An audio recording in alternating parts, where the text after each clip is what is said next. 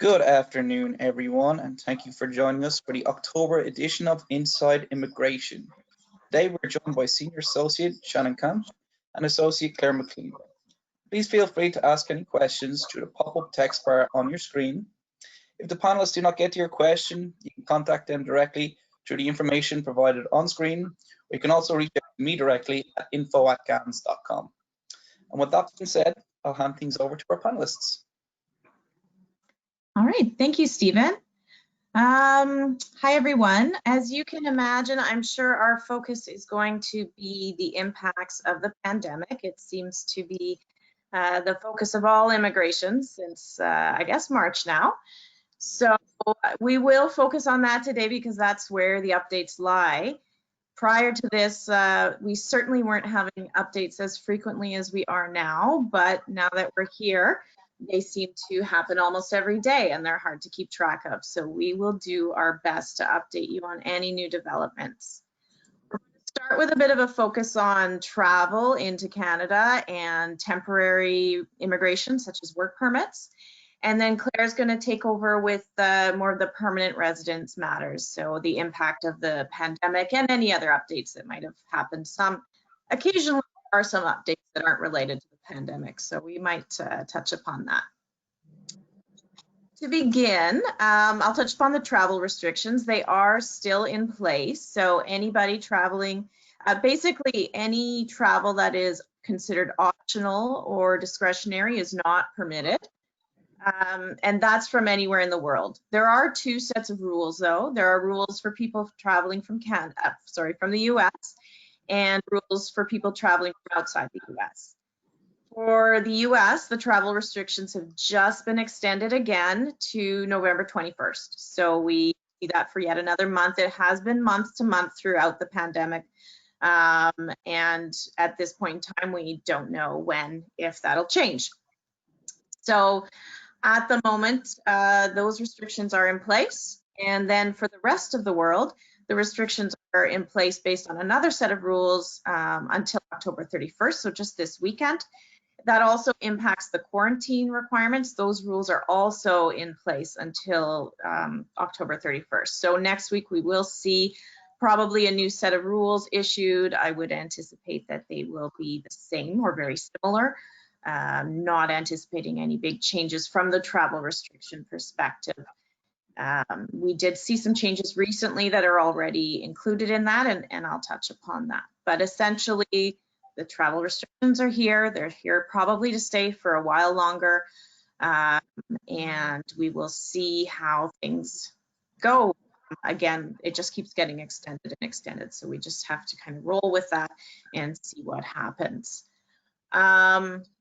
So there are some exemptions that came out recently that would perhaps be of interest. These are really related to extended family members.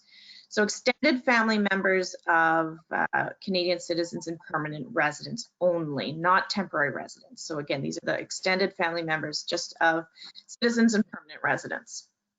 Prior to this, any exemptions to the travel restrictions were only for immediate family, but it's now been extended to extended family members. So that includes people like those who are in an exclusive dating relationship. That's been a possibility. That's been a hardship on a lot of people who didn't meet the definition of common law and weren't married. So they hadn't been living together for at least a year, but they were in an exclusive dating relationship. There's now a possibility for them to see each other. Grandparents are included, adult children, siblings, including step siblings and half siblings. So those are kind of the main areas of where we might see that. Under these new rules, those people, extended family members, must get prior approval before they can travel. So it cannot be, you don't show up at the border and ask to come in. You have to go through a process. There's a form. It has to be, it involves a solemn declaration. So that means you're doing a solemn declaration in front of a lawyer or a notary public. And then you submit it, and then you get a response. So once you have that response, you can travel. So that you do need to get prior authorization if you are an extended family member. If you're an immediate family member of a Canadian citizen or permanent resident, you could, in theory, well, you should be able to arrive and and enter. Now you do have to provide proof, so you need to show documentation about how you're related to this person, who is the permanent resident or Canadian citizen you're going to see, and you know, some sort of proof that you're related to them. You also will need to show that you're going to be traveling and staying in Canada for at least 15 days. So it's still not available for a very short trip or something along those lines. So this is a new option available to certain people. The other change that we've seen is there's been a new ground for entry for compassionate reasons. So this is really intended for people who, you know, there's been a lot of stories in the news about people who've been kept away from their loved ones in their last moments and that kind of scenario, and it's been really hard on people, absolutely. So the government came up with a plan. So these are compassionate grounds. You need to be coming to Canada essentially for to be present in the last moments of someone's life, a loved one's life, or someone has a critical illness and needs your help, or you're coming for a funeral. So it's that kind of a scenario. Again, you need to get prior authorization. And you can either ask for just entry, so you don't meet the other requirements to come into Canada, you don't normally qualify, maybe you're not even, it's not necessarily restricted to family members, so you know, maybe you don't meet the normal requirements, but you have this scenario and you want to come. You have to get prior authorization, you submit that information, and you can also ask for an exemption from the quarantine requirements as well under these grounds. But keep in mind that just because you're asking for, or even that you're granted a quarantine exemption, doesn't mean it's going to help you necessarily, because there's other factors at play. For example, if you need to visit a hospital, you may not be able to do so. They may have their own rules, and that may be a scenario. And if you are visiting one of these locations, you should include authorization from them in your request for the exemption as well. So there are more factors at play than just the immigration element and the federal quarantine. That is there, but the goal is to process these within 7 days. We have seen some of them come through quite quickly, even less than that. So hopefully that's maintained, because obviously if you're in this kind of a situation, you don't have a lot of time to wait, and you need it quickly. So that is the case. But when you arrive, when you either drive to the border or get on a plane, you're going to need to show proof that you have the authorization. So definitely make sure you do that. We are still seeing problems with airlines. You know, we've had people denied boarding who really have no reason to be denied boarding. They meet the requirements for what, there are a number of exemptions and reasons people might be traveling to Canada. And so they meet those requirements, but airlines are still they're very nervous about letting people on. We have a scenario where airline staff are really monitoring and deciding who gets to come to Canada. And they're just, unfortunately for them, it's a difficult situation, and they're put in a difficult position, I would say. It's not their, you know, it's not their area of expertise. They do have to do it in normal times as well, but this is beyond what, of course, they normally would have to do. Their rules are changing daily. You know, it's very confusing for everyone involved. So I imagine it's very tough on the airline staff to make those kinds of determinations. So do make sure you arrive with all the documentation you need, no matter what reason you're coming to Canada, whether it's to work, whether you have a work permit approval, whether you are coming to study, you're coming for a compassionate reason, you're coming to see a family member, have all the documentation you possibly can ready and with you. So beyond that, we have, as I'm sure most people have learned by now, we do have a quarantine requirement. The quarantine requirement is that everybody entering Canada, whether a citizen, foreign worker, no matter what your status is, you need to quarantine for 14 days upon entry. The government has recently added additional resources to enforcing this, and we are seeing a bit of a change of tone at the borders. And I guess that's also in keeping with the second wave that we're seeing as well. So we are seeing people, there are some exemptions to the quarantine requirement that can be requested. They're pretty limited in scope, but there are some legitimate exemptions that can be requested. We're seeing some people have a tougher time with those at the border. Usually that decision is made at the border. So we're having people experience a bit more challenge. They're being grilled more, and some of them are being denied. And those that are coming in, whether they're exempt or not, we are also seeing kind of more enforcement. We've heard stories about, you know, the way that public health monitors this is by phone calls. So they call the individual who's in quarantine, and we've heard stories of if they don't answer, then the police are at their house, you know, within an hour to check to make sure that they are doing what they need to. So we're definitely hearing reports of more of that kind of enforcement. So do be aware of that. If you have anyone traveling, if you're traveling, they are enforcing it quite strictly. That being said, there's also been an announcement recently that a pilot project is going to take place in Alberta. So this is a rapid testing pilot project. So by the idea being that upon arrival at an Alberta airport, like Calgary, there a test can be done, a COVID test can be done with rapid results. And as long as everything's okay, you then do not need to quarantine. So this is a pilot project. They're going to test it out and see how it works. I guess there's a, you know, there's a balance of risk going on versus the economy. We need some movement. We need people coming in to do business and that kind of scenario.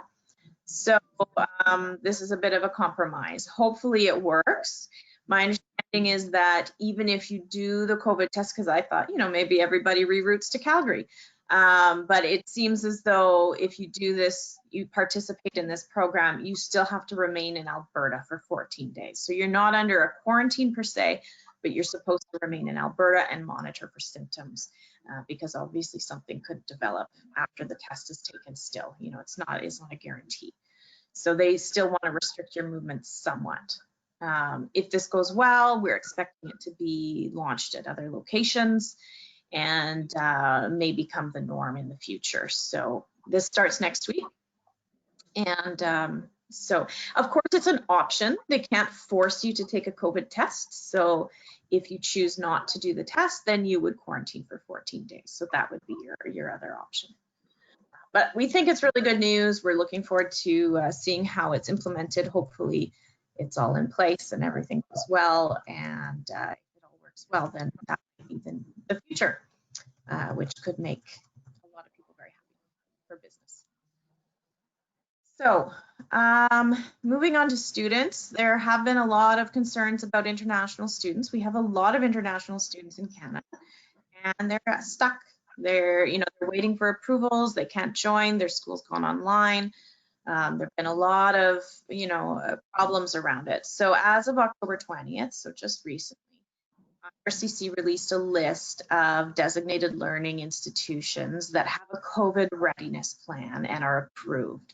So in order to get on this list, the institution had to present some sort of a COVID readiness plan and get it approved. There is a list. You can actually go, you can scroll down, see if your institution is on it. And if it is, you should be able to come and study in Canada. There's some questions. I mean, I know a lot of people had their start dates, their in-person start dates pushed back to January. So I'm not sure that you want to get on a plane today for a start date in January, but you should start to see some approvals coming through. And in theory, people would be able to come and start soon and be able to attend those schools. But your school has to be on the list. Your institution has to be on the list. Go. In terms of workers, I'll just jump to that and then I'll pass it on to Claire. Just wanted to give you an update in terms of what we're seeing for temporary foreign workers. Alberta has just released some information that they are going to restrict foreign workers in basically most occupations. There are some exemptions. This really applies to the labor market impact assessment. So anyone who would require a labor market impact assessment to work may not be able to do so in Alberta going forward. This is an attempt to, I guess, protect jobs for Albertans where there is an economic downturn going on. Those who fall under other categories of work permits should not be impacted, and those who are already in Alberta working should not be impacted as well. So if you're already there, you're already working, don't panic, you should be fine. And this list will be monitored and updated. Labor market impact assessments in general across the board, as some of you may know, there are several categories. There's a global talent stream, there's regular LMIAs, there are facilitated processing Quebec. They're all still continuing. The processing is happening. It seems to be in keeping with what we've seen in the past, even pre-COVID, the timeline. So if your type of LMIA took a long time before, it's taking a long time now. If you were applying under the global talent stream and it takes 2 weeks, it should take about that amount now as well. So they're pretty much on track. There are some delays though. Do anticipate there may be some, that we still do have this pandemic and it is impacting things, but generally speaking, they're going ahead. There are some special measures for LMIAs in some key occupations, such as the limited or exemption from recruitment, processing at expedited pace. So there are some requirements, there are some provisions there. Beyond that, inland within Canada, when you're filing for an extension, do anticipate that it's going to take a long time. The processing is slow. It has been slow. We still have a biometrics a waiver of the biometrics requirement in place. So anybody who's applying now, that came in place into being in July. They will not be required to do biometrics as of this date. I imagine that will change at some point, but for now, Service Canada offices are still closed, so there's no possibility to do biometrics, so it's been waived. Beyond that, there are also some provisions for people. A lot of people find themselves, for example, they need to switch employers. Maybe they're here as a visitor and they have an approval in hand, but they can't get their work permit.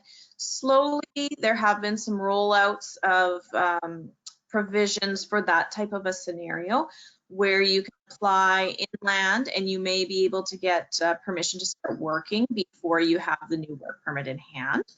These are all facilitative measures. They're temporary. They are pandemic related, definitely. And so it's really to kind of facilitate people's ability to keep working, start working, whatever the scenario might be.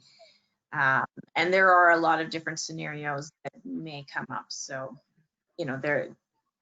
everybody's individual case may be impacted differently by this, but there might be an ability to do that. Keep in mind that you still need to qualify for the work permit. So if you need an LMIA to work, you still need to get that LMIA before you take advantage of these measures. If you qualify under a different type of work permit, you still have to qualify. So you submit the application, you ask for permission to start working in some scenarios. And then finally, I'll just touch upon what we're seeing in terms of processing times. Inland, we're seeing approvals come through for extensions filed in about June. And overseas in India, for example, things are still pretty much stuck. Some new measures have come into place for certain cases, very limited. Those who've already done biometrics have received a passport request and weren't able to submit their passport, may get invited to use a different method.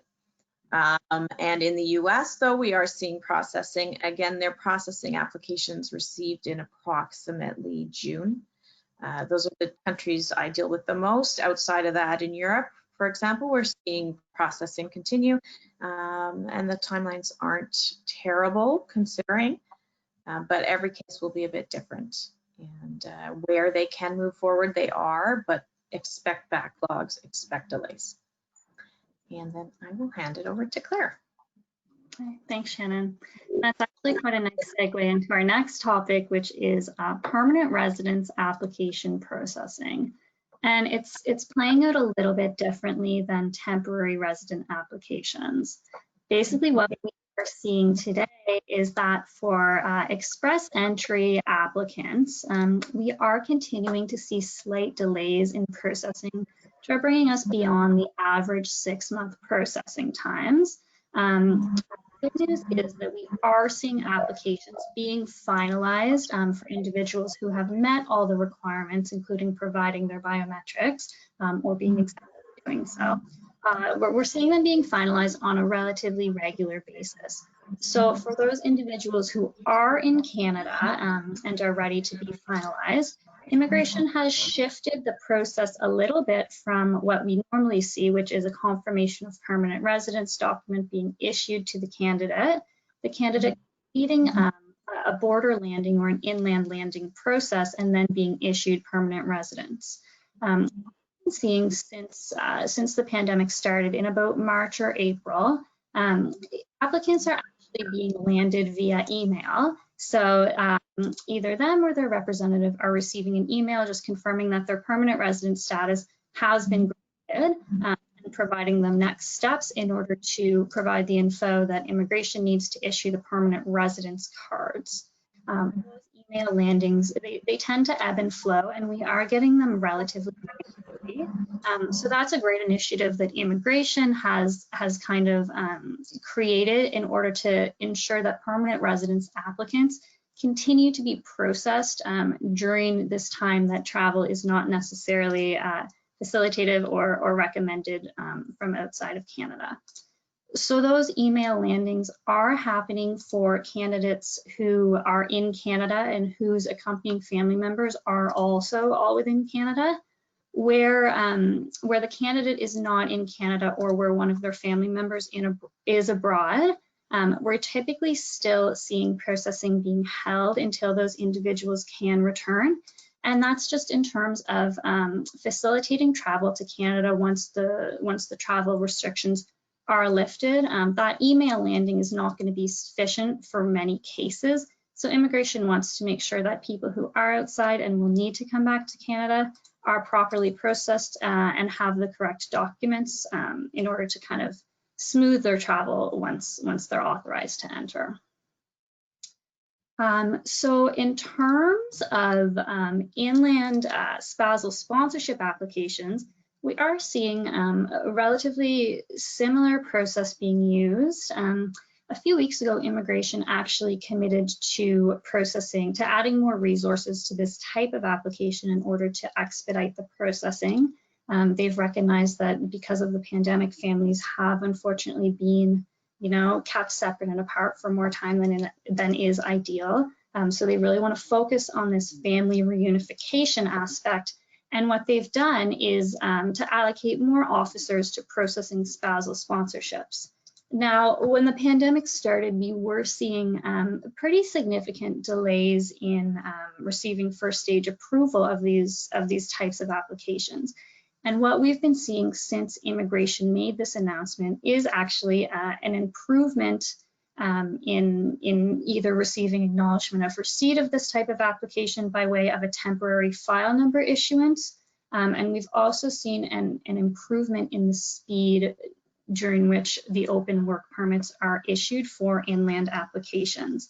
On a normal day, those were taking about 3 to 4 months. The processing time had kind of increased to at least 6, sometimes 8 months to get those issued. But even in the past few weeks, we've been seeing those processing times coming down. We've had more open work permits issued for inland spousal sponsorships. So that's the great news out of immigration, is that hopefully, as the officers are reassigned and are kind of picking up these applications more and more frequently, we can expect timelines to hopefully return to normal within the coming months, of course, bearing in mind that, there are still some administrative issues with having applications finalized. And one of those administrative issues is the biometrics collection, which Shannon touched on briefly with the temporary resident applicants, and I can speak about with regard to permanent residents. So depending on where the applicant is, they may not be able to provide their biometrics. Some visa application centers abroad remain closed. In the United States, they're operating on a limited basis, as well as in Canada. They were closed until very recently, whereby now certain Service Canada collection centers have reopened again on a limited appointment basis.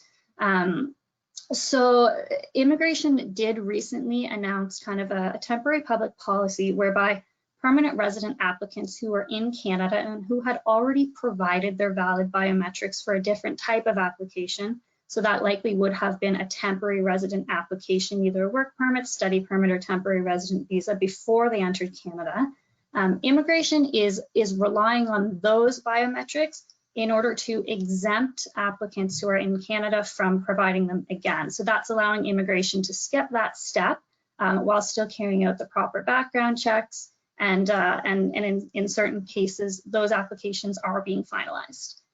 For candidates who are in Canada and don't fall within that exemption, Service Canada has slowly begun to resume biometrics collection, and of course, in order to respect safe social distancing practices, they're actually doing biometrics collection on an appointment basis. So what we're seeing happen within the past few weeks or few months is that candidates are being contacted by Service Canada directly in order to schedule their appointment to provide their biometric data. It's being done on a kind of a first in, first out basis. So applicants who filed their express entry applications earlier are being contacted sooner. That being said, right now we are seeing candidates with applications filed as recently as July being contacted by Service Canada. So that's really great news. And because most of our applicants are either in Toronto or Vancouver, the big kind of metropolitan areas in Canada, we are seeing appointments being scheduled approximately 10 days out from the time that Service Canada does contact them. So the process is working relatively efficiently right now, which is really good news. This is a great new initiative from Immigration and Service Canada, and it is allowing the applications that were previously in kind of a limbo because candidates were not able to provide their biometrics from within Canada. It's kind of liberalizing and allowing immigration to take steps towards finalizing these. So in terms of permanent residence program updates, during kind of the height of the COVID pandemic and since March, we were seeing program-specific draws through which Canadian experience class eligible candidates were targeted, and it had kind of resulted in a lower cutoff score, allowing different types of individuals to be invited. We're no longer seeing these program-specific draws. All of the draws since about early September have been general draws. We are expecting one to occur within the next few days, we're hoping. The last two general draws have been at about 471, so we're kind of back to seeing pre-COVID point score levels, and we've kind of arrived at a new period of normalcy, we hope. So ideally, that will give applicants a little bit of better predictability as to their the strength of their application and their likelihood of being invited.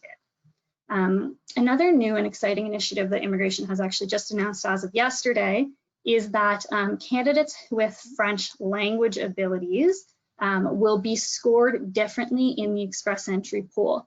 So in the past, candidates who spoke French well would be given an additional 15 bonus points. Now they'll be given an additional 25. And for candidates who are bilingual, so they meet a specific level in their French scores and their English scores, they'll be awarded now 50 bonus points, whereas before it was 30 bonus points. So that's a really great way to kind of get a leg up and strengthen that score, is to demonstrate your strong French language abilities. And Immigration has, this initiative was announced just yesterday. They've indicated that candidates who do benefit from this change don't have to do anything. Their profiles will be automatically updated within the next 2 weeks. So that should happen before the next immigration draw. In terms of the provincial programs, we're seeing some relative normalcy coming out of the provinces, which is great. They're all continuing to administer their provincial nominee programs. Most of them have announced temporary public policies for individuals who are impacted because of COVID. Just by way of example, in the past month or so, the Ontario Provincial Nominee Program has been very active, which we all love to hear. It did briefly reopen for the foreign worker stream and the master's graduate stream, which are two very popular immigration programs. And through both of those, about 2,500 candidates were able to register spots. We also saw several invitations issued through Ontario's entrepreneur stream, as well as Ontario's express entry driven stream, which is called the Human Capital Priority Stream. And specifically, those invitations targeted information technology workers who have work experience within a specific occupation code in the IT sector. That draw actually targeted candidates with specific express entry scores. So those who were just below the cutoff and who had that occupation-specific experience may have received an invitation. So that's what's happening with express entry. The last update we wanted to give was actually one that was highly anticipated throughout all of 2020. We have really been waiting to hear what is happening with this immigration category, and it is the Parental and Grandparent Sponsorship Program. So this is a very popular sponsorship program that opens generally each year, and it opens for a period of time during which potential sponsors can submit what's called an expression of interest to sponsor. And it's basically an online form which details some very basic information, and that acts as the candidate's entry into the pool of candidates to be selected or invited to sponsor their parents in the future. So in 2020, the program is open for submission of that expression of interest for a 3-week period. It's open now until November 3rd at noon Eastern Standard Time. Once that intake closes, immigration will randomize all the expression of interests and select 10,000 applicants to submit a complete application within 60 days. Based on the timelines, those 60 days bring us into 2021. So for this intake, immigration wants to see that sponsors meet a minimum income level for 2018, 19, and 20, which 2020, of course, will be verified further down the road once we have those numbers available from the CRA. And in recognition of kind of the financial impact that COVID has had on a lot of sponsors, they have actually lowered the minimum necessary income required to sponsor by removing a requirement that otherwise requires the sponsor to show they have more than the low income cutoff.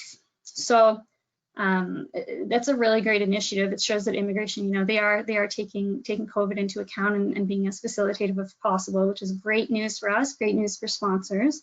The other really great piece of news that immigration has announced is that, of course, their quota for the 2020 intake is 10,000, but they're upping that quota for the 2021 intake to 30,000. So this is a very popular sponsorship program. Typically, demand significantly outweighs supply of spots. So for candidates who may not be selected in this round, they may have a better chance because of that higher quota in 2021. So I think we may have time for a few questions if there are any today. And it looks like we actually don't have any questions. If there was something that anybody did want to ask, you can feel free to reach out directly to either Shannon or I. And with that, I will send it back to Stephen. Thank you very much, Claire. Yeah, I see no questions. So I'd like to thank everybody for attending today's webinar, and special thanks to Shannon and Claire for sharing their expert insight. I'd encourage you all to sign up to our alerts and follow us on social media to keep up to date on the latest developments inside immigration. And until next time, stay safe. Thank you.